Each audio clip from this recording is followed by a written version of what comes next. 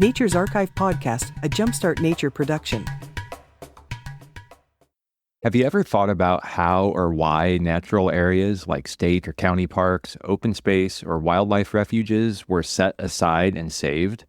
Sometimes it seems amazingly unlikely that these places even exist. And it's too easy to assume that there's no land left to set aside. But today, we're telling the story of Coyote Valley, a land adjacent to the hustle and bustle of Silicon Valley. I don't want to spoil the story, but I will tell you it's inspiring and it shows just what can happen with the right combination of ingredients. And it turns out those ingredients probably exist where you live too. This episode was actually aired on our Jumpstart Nature podcast last month. The Jumpstart Nature podcast is a little bit different than Nature's Archive. It's an immersive narrative style hosted by Griff Griffith and written by myself. Our goal with Jumpstart Nature is not only to inspire existing nature lovers, but to reach beyond the choir, so to speak. So with that in mind, will you please consider sharing this episode with 2 people or groups that you think would enjoy it? We really need your help in getting the word out on behalf of nature. So without additional delay, saving a valley.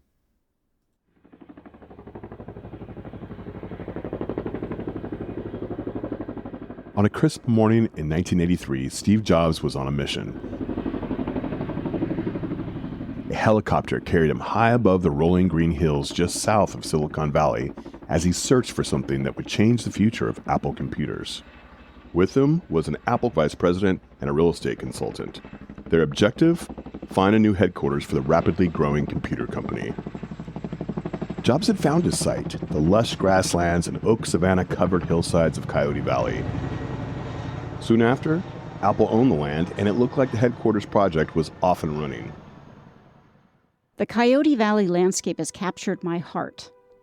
It's in many ways, a forgotten landscape, a tortured landscape, and yet it survives and keeps coming back time and time again. It's showing that resilience for nature and resilience for people. And turns out that the Coyote Valley is one of the most important undeveloped valley floor landscapes in the entire San Francisco Bay region. And so each day we're discovering more and more about why this kind of a place, adjoining the 12th largest city in the nation, is so very important. Andrea McKenzie is the general manager of the Santa Clara Valley Open Space Authority, an organization that stewards much of the land in Coyote Valley. Now, you might be wondering how she can refer to this space as undeveloped when a tech giant like Apple, with a driven and unstoppable leader like Steve Jobs, was intent on developing it. This is an amazing story of an incredible land with an equally incredible history. And if you look west, you would see the peaks of the Santa Cruz Mountains, and one of the tallest peaks. That's Mount Umunhum, and that's the location of our creation story. And the story of what happened to Coyote Valley is full of unexpected alliances.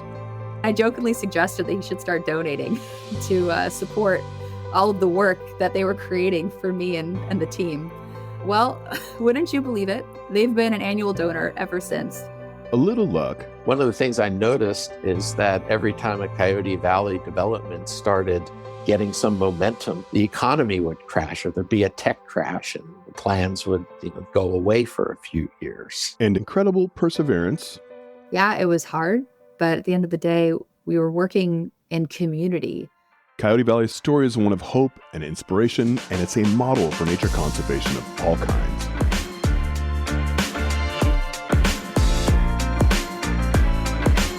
I'm Griff Griffith, and welcome to Jumpstart Nature.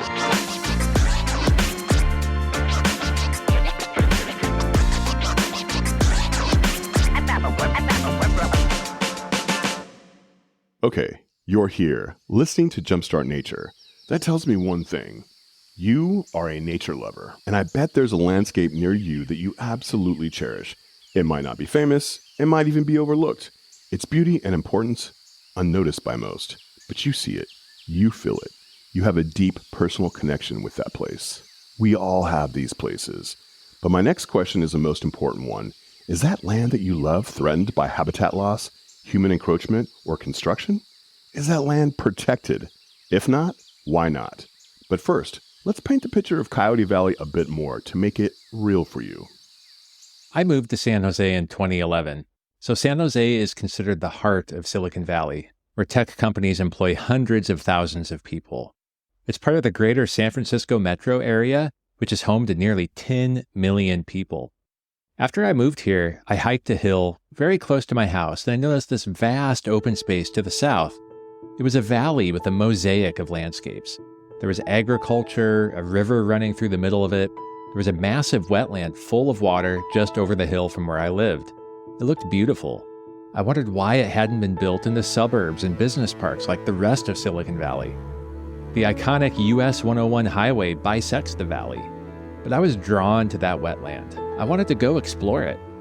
I could see the mountain range on the other side of the valley.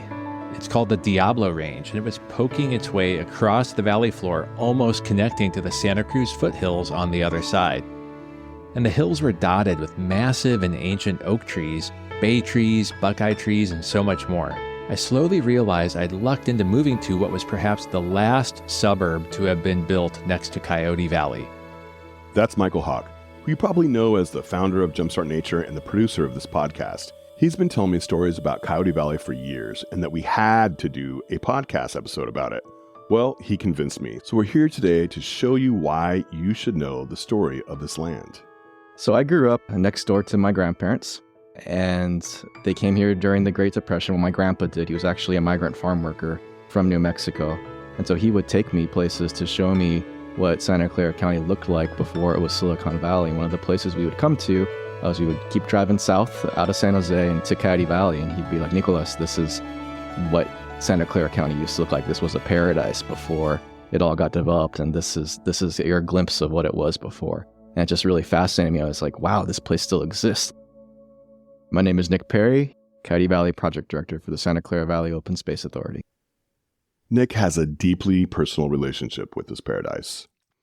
Just like Apple before, Cisco Systems, a global tech giant, wanted to relocate their headquarters to Coyote Valley. Nick, just a high school student at the time, couldn't stand to see his paradise turned into another sprawling low-rise office campus. I created a Save Coyote Valley website because I thought, well, there's someone who needs to advocate for this place.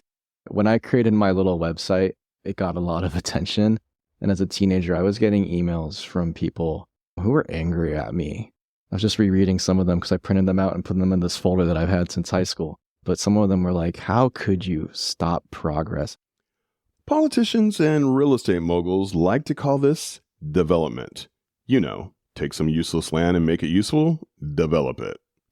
To developers, usefulness often starts with a large construction contract. For politicians, it starts with tax revenue. But there are other ways to value land too. These kinds of large, extensive open spaces act in our favor. They act to help us build resilience to these increased climate challenges by buffering lands from massive wildfires, soaking up storm waters as they come through, storing water underground which we can tap during times of drought. These are the gifts that nature keeps giving us for free. And increasingly we're putting a price on those and we're understanding the value of them.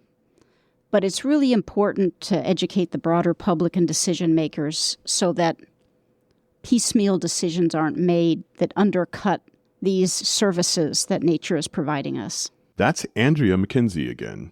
She's talking about ecosystem services. There are so many things that nature does for us that we often take for granted and overlook. These services don't show up on corporate balance sheets, but if they go away, they show up as natural disasters. They also show up in the form of increased insurance rates, increased food prices, pollution, floods, and wildfires.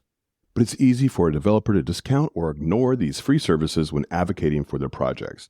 After all, most of those costs I just mentioned aren't felt by the developer because they are paid by others, often months or years later. In economics, these are called externalities, and unfortunately, are often overlooked. But in order to solve this, we must first understand how the land benefits us. The Coyote Valley campaign, which, is a multi-generational campaign that started decades ago. The effort really seemed like a campaign to protect this landscape for the sake of the landscape, and that it was beautiful and it was open space, and open space ought to be protected. The way that it evolved is we started to learn so much more about Coyote Valley, that it was an essential wildlife corridor for large mammals between the Santa Cruz Mountains and the Mount Diablo Range, that it protected San Jose's water quality and protected San Jose from flooding. Just a whole host of other benefits that I could riddle off. The way that the goal evolved is that as we learned more about all of the value that Coyote Valley provides, that development in Coyote Valley just didn't make sense, both from a climate change perspective and also from an economic perspective.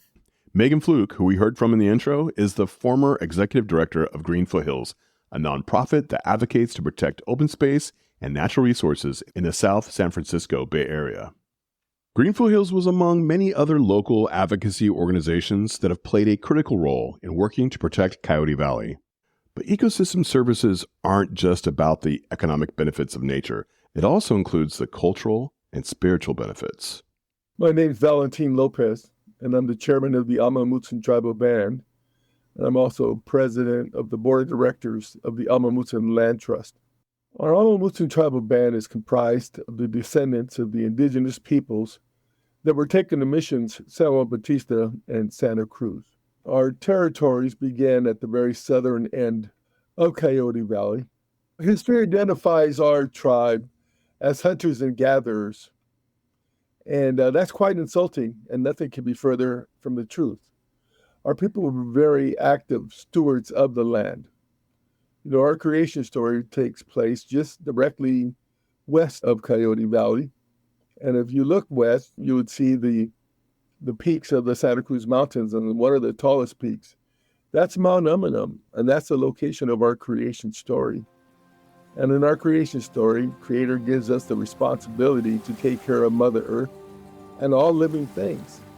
And so for us, all living things are the plants, the trees, the wildlife, the birds, the fish, the four-legged, the finned, but then also the rivers, the mountains, and the view sheds. Those were all our responsibilities, and our people took it very seriously.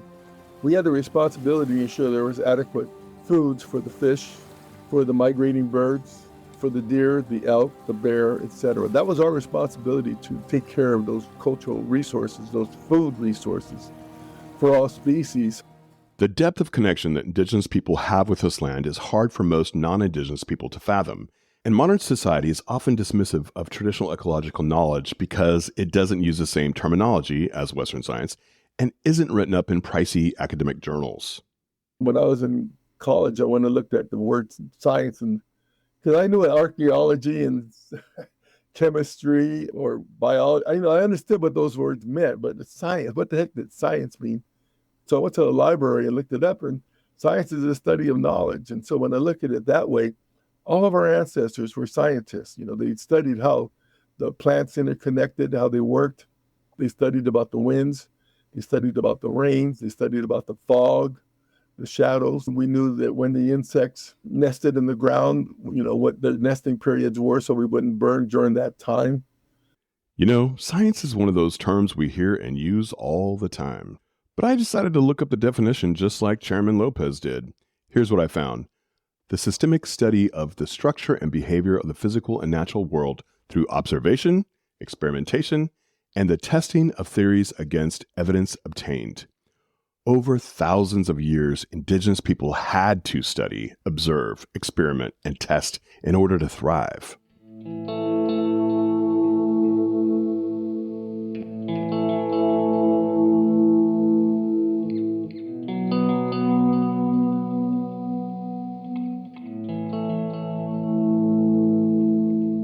As you might guess, open space adjacent to a prosperous area like Silicon Valley is in high demand, and demand to develop in Coyote Valley has been consistent. Dr. Stuart Weiss is chief scientist at Creekside Science. He's been working on various biology and ecology projects in and near the valley for many years. Over the years, there's just been all these development proposals in Coyote Valley. So back in the 80s, it was Apple and Tandem Computer wanted to put in a huge development. In the late 90s, Cisco wanted to put their world headquarters right down there as part of Coyote Valley Research Park. And then in the mid-2000s, People were pushing to have a city developed on the valley floor. And one of the things I noticed is that every time a Coyote Valley development started getting some momentum, the economy would crash, or there'd be a tech crash, and the plans would go away for a few years. So I just thought that was an interesting leading economic indicator. Kind of wish I had based my stock investments on that. The demand to develop Coyote Valley was so high that huge projects were pursued. Each one was complex and costly, and thankfully, there was a little luck that prevented these projects from proceeding. In fact, the Apple project fell through during the mid-'80s not just because of an uncertain economy, but Apple's internal politics led to Steve Jobs being forced out. Apple ended up selling the land to another developer. And this is one of the first lessons that Coyote Valley can teach us. Perseverance is critical because you never know what is around the corner. But even as the development projects fell through, other threats remained. Dr. Weiss, while in graduate school, had been studying the Bay checkerspot butterfly. The small butterfly used to be abundant across much of the San Francisco Bay Area, but at this time, only a few small populations remained, and one of those populations was in some hills adjacent to Coyote Valley. These grassland hills were grazed by cattle, so some of the researchers decided to fence off a section and see what happened. To their surprise, the fenced-off area was taken over by non-native Italian ryegrass. The soils in those hills were made of an ancient serpentine rock, which is known to be nutrient poor, and only specifically adapted plants can grow in serpentine soil. Why was the Italian ryegrass here when it struggled to grow so well in other serpentine areas? I went back to graduate school at Stanford to get my PhD, and I was sitting in an ecosystem ecology class, and the professor, Peter Fatusek, gave a lecture about something called dry nitrogen deposition. And it was like the light bulb went off in my head. And I think it was the magnitude of the Las Vegas Strip by the time it was over. And I made all the connection because I'd been staring up at this smog cloud for about a decade at that point. And then a few back of the envelope calculations. And it's like, yeah, that's a lot of nitrogen coming down. And that was the moment when I knew that this was an amazing connection here. It took Dr. Weiss a few years putting the research and science together. He needed to find out why the grazed areas showed more native plants and stronger butterfly populations, and why Italian ryegrass was growing so much better in those areas that were not grazed. And then I published a paper in 1999 that described the phenomenon. It's called Cars, Cows, and Checker Spot Butterflies. And it's become a bit of a citation classic at this point because I had made a really direct connection between the nitrogen deposition and the loss of biodiversity. Dr. Weiss was able to show that emissions from cars were fertilizing nearby lands. It was turning those nutrient-poor soils into soils that could support invaders like ryegrass. His math showed that as much as 6 kilograms or 13 pounds of nitrogen was being applied to an acre of land every year. And it turned out that the cattle were preferentially eating the invasive grass, due in part to how the grazing was managed. That's right. Cows were actually helping biodiversity in this unique environment. This is a fascinating story that we looked at in more detail in Nature's Archive podcast, episode 37. But this discovery and the research that Dr. Weiss did was a key to unlock some of the biggest steps to protect Coyote Valley. In 1999, when Dr. Weiss's paper was published, there was also a proposal to build a power plant in the north end of Coyote Valley. There was a proposal for the Metcalf Energy Center, 600 megawatt gas-fired power plant, and it's a large source of nitrogen oxides. The U.S. Fish and Wildlife Service and the California Energy Commission told the proposers of the power plant that they had to do something. We had to mitigate for this. Many federal, state, and sometimes even local governments require projects that cause environmental harm to offset that harm in some way. In this case, they really wanted the power plant. And we're willing to put out a lot of extra, what seemed to me a lot of extra money, but it's a $500 million project. $10-20 million extra for mitigating was part of the capital costs. And they were willing to do it. And we really wanted a precedent for mitigating for nitrogen emissions because we figured we could start leveraging that. So that went through. In 2003, we had this ceremony dedicating the Metcalf Energy Center Ecological Reserve. So the mitigation for the Metcalf Energy Center turned out to be 131 acres of habitats conserved. So we had the precedent. This precedent led to 600 additional acres preserved when the US 101 highway was widened. Eventually, an 1,800-acre hillside preserve was also developed. This allowed local groups to show the public and the politicians this gem that people were driving by every day but not noticing until now. The views from the ridge were both breathtaking and informative. Advocates and biologists could tell the story of the land. They could show people super blooms of native flowers, the wetland below, and how the highways bisected this narrow valley. People could easily see just how close the other range was across the valley.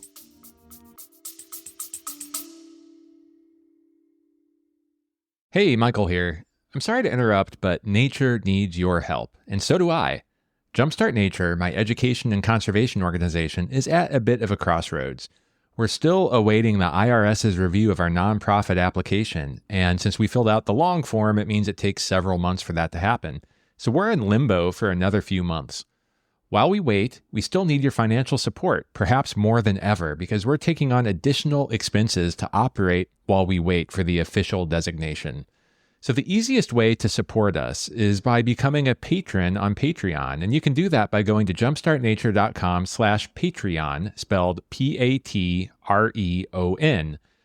You can join Sarah, Mitchell, William, Erica, Jess, Maria, and Lisa, some of our newest patrons, over the last few months.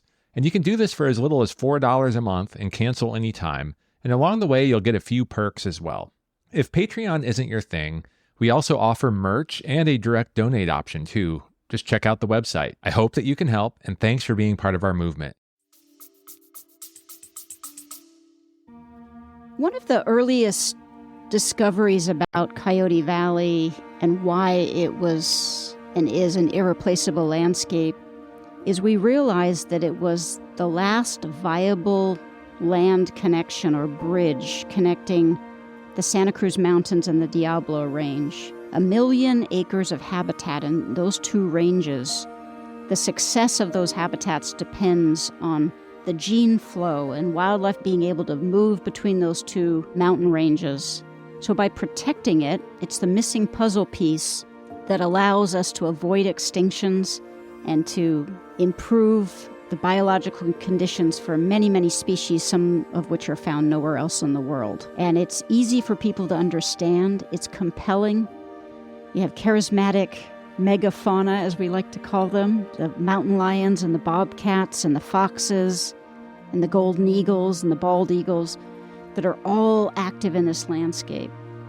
And so they become really the salespersons, the ambassadors for protecting this landscape. I like to call those charismatic animal species ambassador animals. And if this story of landscape linkages and connectivity sounds familiar, it's because we did a deep dive in the episode we called The Age of Connectivity. Biologists and the general public, like you, are recognizing that the impact of fragmented habitats goes way beyond tragic roadkill. Ambassador animals are a critical part of many successful conservation efforts. The charismatic mountain lion of Hollywood, P22, did so much to sway public opinion, resulting in the construction of the Wallace-Annenberg Wildlife Crossing in Los Angeles. And these types of stories are showing up more and more all around the world.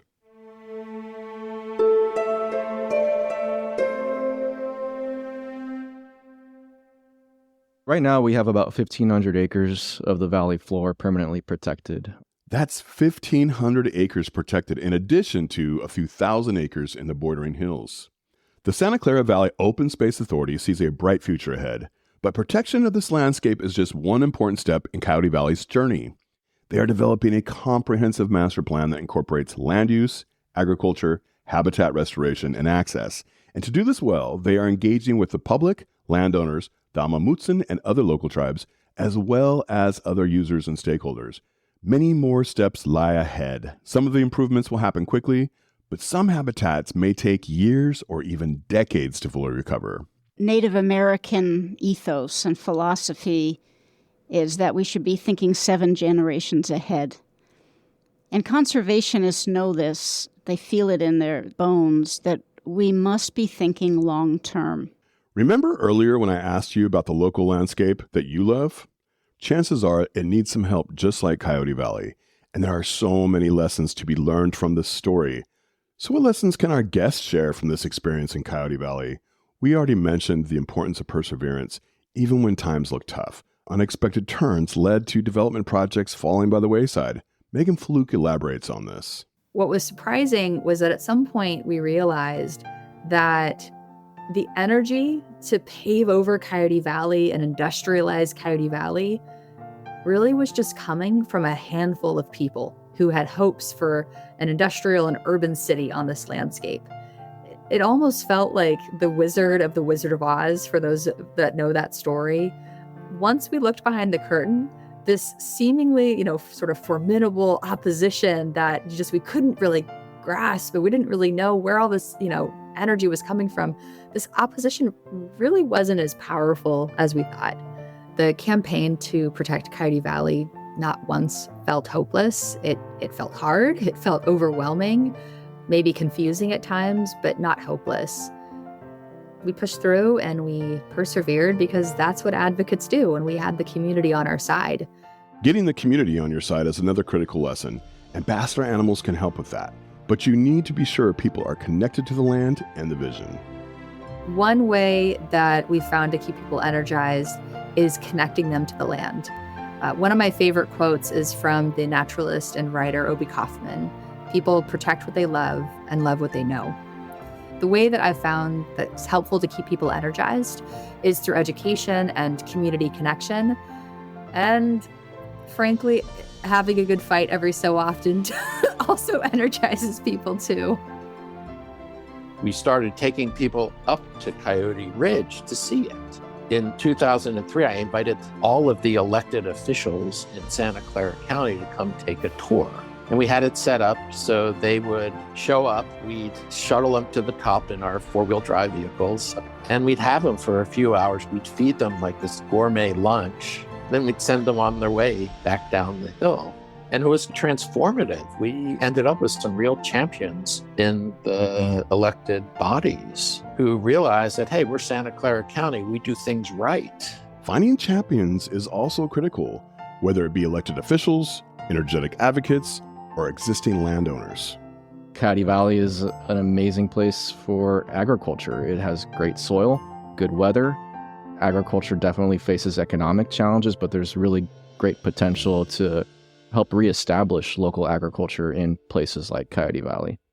And feel free to toot your own horn once in a while, too. We acquired a piece of property and opened it to the public in 2015, 350 acres, called the Coyote Valley Open Space Preserve. Right before we opened it to the public, we had convenings there and community celebrations to bring many, many people out. People actually drove 45 minutes from San Francisco to come check out this new landscape. And it became a wonderful gathering spot for people to learn about Coyote Valley. That would be just a fraction of the conservation achievements we've achieved since then. I kind of liken it to this analogy of a small bird sticking out its chest and trying to appear bigger than it really is. That's the kind of behavior that we engaged in to show people this was a small but really, really important open space preserve. And when we opened it to the public and invited them to come in, they started to get a taste of what this amazing landscape, which had been forgotten for so long and was surely going to be developed over time, and now belonged to them, what it could be if we thought bigger. And too often, indigenous knowledge and partnership is missed. I think that what's really important is for the land managers to recognize the importance and the contributions of traditional indigenous knowledge. Our knowledge of the use of fire for cultural burning, not just prescribed fires to reduce fuel, but the importance of fire for, enhancing and developing cultural landscape, restoring native plants. We've talked about these to the authorities. We're actually working with them on a number of these initiatives as such. We feel that we have a good relationship with them today and that we are working with them, and they do have an appreciation for indigenous knowledge.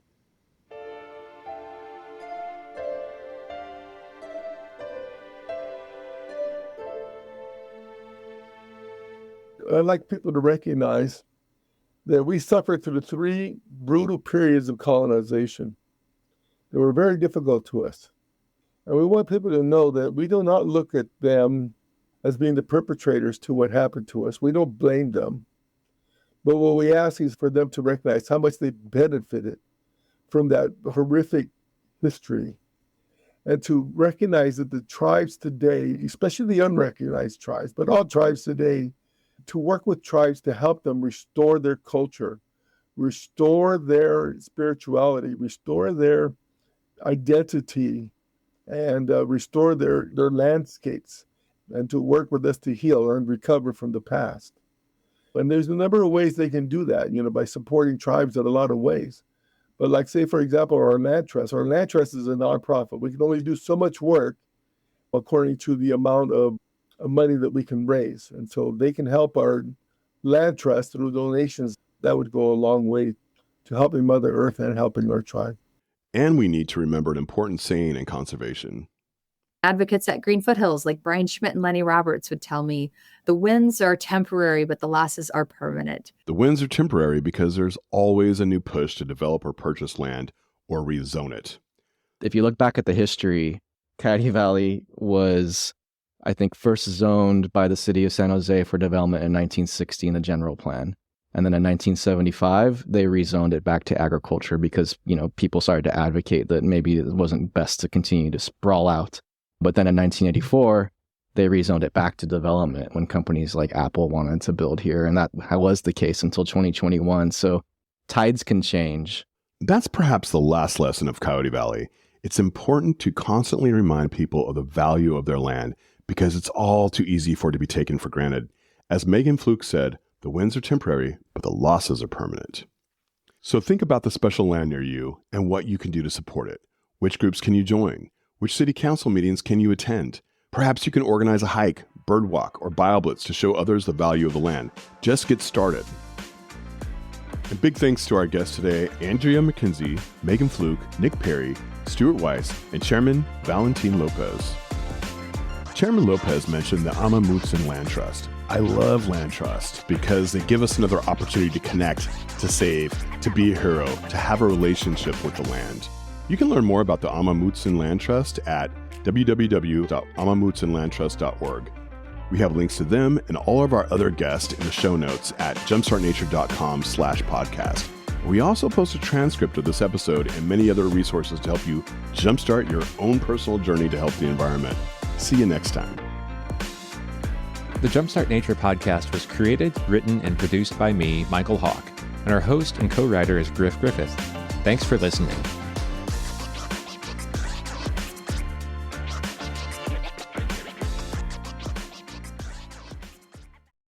Thanks for sticking through the entire episode. If you made it this far, I hope that it means that you enjoyed it. If so, please spread the word and share this episode with 3 friends or groups that you think would enjoy it too. As for today's episode, let me know. Did I miss anything? Was there a topic I should have covered? Let me know at podcast@jumpstartnature.com or DM me on any of my social accounts. I'll do my best to answer your questions. You can find me at Nature's Archive, one word, on Instagram, Facebook, and Twitter. I also share photography, nature stories, and much more on those accounts, so you can follow just to stay in touch, too. And despite being called crazy by numerous friends and colleagues, last year I left my tech career behind to start Jumpstart Nature, which Nature's Archive is now part of. For the sake of myself, my family, and the planet, I need to make this work, so please also consider becoming a patron at patreon.com/jumpstartnature. I offer some exclusive content and perks, and you can start donations as low as $4 a month. Lastly, please also check out our latest creation. It's the Jumpstart Nature podcast. We just completed our pilot season, where each episode reveals an unseen, surprising, or misunderstood nature topic with the help of experts and our host, Griff Griffith.